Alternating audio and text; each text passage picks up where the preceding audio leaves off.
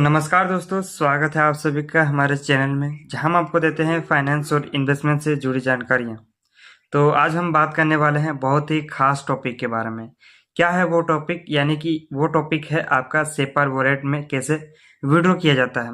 यानी कि आप अपने सेपाल अकाउंट से किस प्रकार से अपने बैंक अकाउंट में पैसे को ट्रांसफर कर सकते हो। ये प्रोसेस पूरी अच्छी वे से होने वाली है, पूरे स्टेप बाय स्टेप प्रोसेस के साथ होने वाली है। यदि आपको ये वीडियो पसंद आएगी तो आप लोग वीडियो को लाइक, चैनल को सब्सक्राइब जरूर से कर लीजिएगा। और चलिए इसको हम लोग पूरा स्टेप के साथ समझाते हैं आपको, किस प्रकार से करना है, कैसे करना है और किस प्रकार से कर सकते हो आप अपने मोबाइल के थ्रू में। तो चलिए उस पहले हम लोग आगे बढ़ने से पहले हम लोग बहुत कुछ जानते हैं कि क्या क्या वो चीज़ें हो सकती है, इस वीडियो में कवर होगी, जो कि है इस प्रकार से हो सकती है आपको। तो उसको मैं ऐसे बताने नहीं वाला हूँ, डायरेक्ट मैं बताने वाला हूँ कि किस प्रकार से कैसे होगा। पहले ये जान लेते हैं कि सेपाल वॉलेट आखिर होता क्या है। आखिर हम लोग सबसे पहले जानते हैं कि सेपाल वॉलेट क्या होता है। सेपाल एक नॉन कस्टोडियल क्रिप्टो वॉलेट है जिसमें आप बिटकॉइन, इथेरियम, बीएनबी और यूएसडीटी जैसे कई क्रिप्टो को स्टोर कर सकते हैं। और ये हार्डवेयर और सॉफ्टवेयर दोनों फॉर्म में अवेलेबल होता है। और इसमें आप डिफाई, स्वैप और ब्रिज जैसे सुविधाएं पा सकते हैं।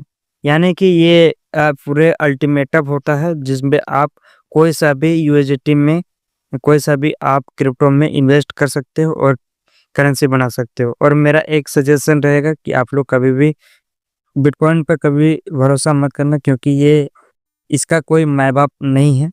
तो मैं इसको कम ही रिकमेंड देता हूँ। तो अब हम लोग जानेंगे कि सेपाल वॉलेट से विड्रॉल करने के स्टेप बाय स्टेप तरीके के बारे में। तो इसमें पहला स्टेप है आपका सेपाल ऐप ओपन करना। यानी कि सेपाल ऐप ओपन करने के बाद अपने मोबाइल में सेपाल वॉलेट ऐप को खोल के देख सकते हो कि आप इंटरनेट कनेक्शन है या फिर नहीं है, इसको भी चेक कर लो। और फिर आपका वॉलेट अनलॉक है या फिर नहीं है, इसको भी आप चेक कर सकते हो। इसमें दूसरा स्टेप है जिस कॉइन को आप भेजना चाहते हैं उससे चुनना।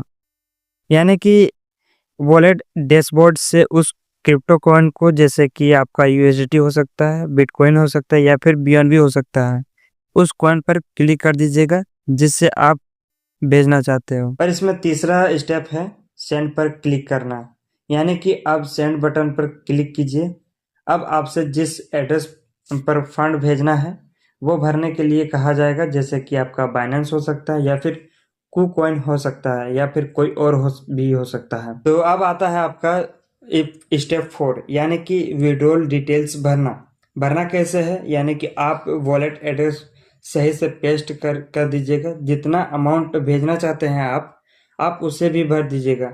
उसके बाद सभी जानकारी को अच्छे से दोबारा चेक कर लीजिएगा, क्योंकि ब्लॉकचेन पर भेजी गई जितने भी अमाउंट्स हैं वो आप वापस कभी भी नहीं आती है। तो आप अच्छे से भी चेक करके भेजिएगा जरूर। तो अब बारी आती है पांचवें स्टेप्स के बारे में, वो है नेटवर्क चुनना। ये बहुत जरूरी होती है। यानी कि सही ब्लॉकचेन नेटवर्क का चयन कैसे किया जाता है, यानी कि चुनाव कैसे किया जाता है। फॉर एग्जाम्पल, यानी कि आपको यूएसडीटी को आप ERC20, BP20 या फिर TRC20 नेटवर्क पर भेज सकते हैं। और इसमें ये भी बात ध्यान में रखना जरूरी होता है कि रिसीवर का वॉलेट एड्रेस भी उसी नेटवर्क को सपोर्ट करता है। जैसे कि आप मान लीजिए आप चला रहे हैं TRC20, तो वो भी TRC20 ही चलाना चाहिए, तभी जाके आपका अमाउंट दूसरे को भेजा जाएगा आसान से। अब बारी आती है छठे स्टेप्स के बारे में। क्या है छठे स्टेप्स में? ट्रांजैक्शन को कंफर्म कर देना।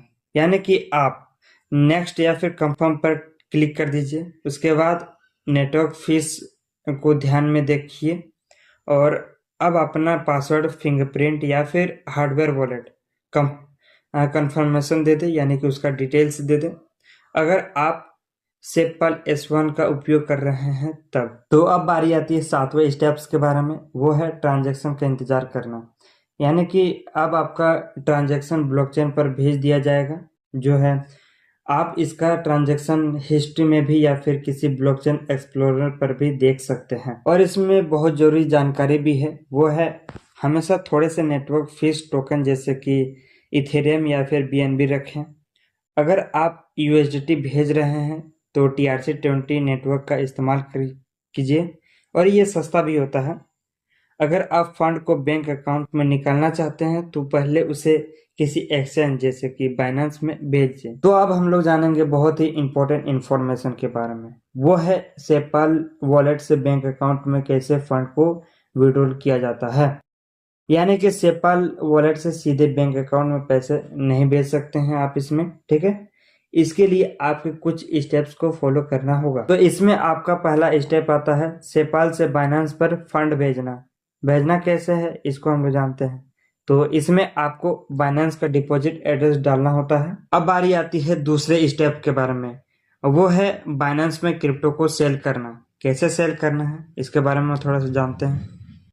बाइनेंस पर जाकर ट्रेड करके उसे कन्वर्ट या फिर सेल कर दीजिए, या फिर अपने क्रिप्टो जैसे कि USDT को लोकल करेंसी जैसे कि आप इंडियन रुपी में या फिर अमेरिकन US डॉलर में बदल सकते हैं। तो अब बारी आती है तीसरे स्टेप के बारे में, वो है बैंक अकाउंट से पैसे कैसे निकालें।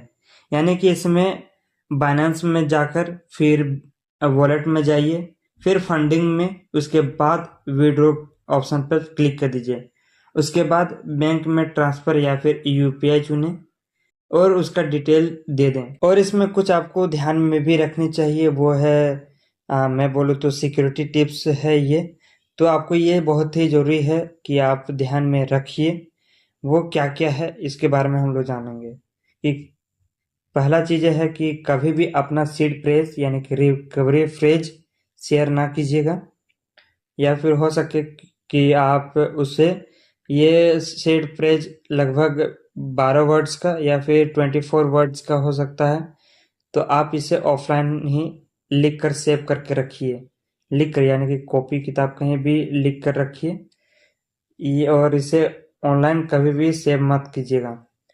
और दूसरा है कि वॉलेट एड्रेस को सही से दोबारा जांचें, यानी कि क्या गलत है क्या सही है, इसको अच्छे से ध्यान से एक एक वर्ड चेक कीजिएगा कि आपका सही है या फिर नहीं है, क्या वो ठीक है या फिर नहीं है। जैसे कि आप सेपाल से फिर बाइनेंस में जब कन्वर्ट करते हो, देते हो अपने फंड्स को, एक्सेस देते हो बाइनेंस को, तो उसमें चेक करना, फिर देखना कि हाँ भाई ये ठीक है या फिर नहीं है, इसको फिर चेक करना। उसके बाद फिर आप विड्रॉल कर सकते हो बाइनेंस के थ्रू अपने बैंक अकाउंट में, ठीक है। और तीसरा स्टेप है तीसरा पॉइंट में आपका आता है, अगर आप बड़ा अमाउंट ट्रांसफ़र कर रहे हैं तो हार्डवेयर वॉलेट का इस्तेमाल कीजिए।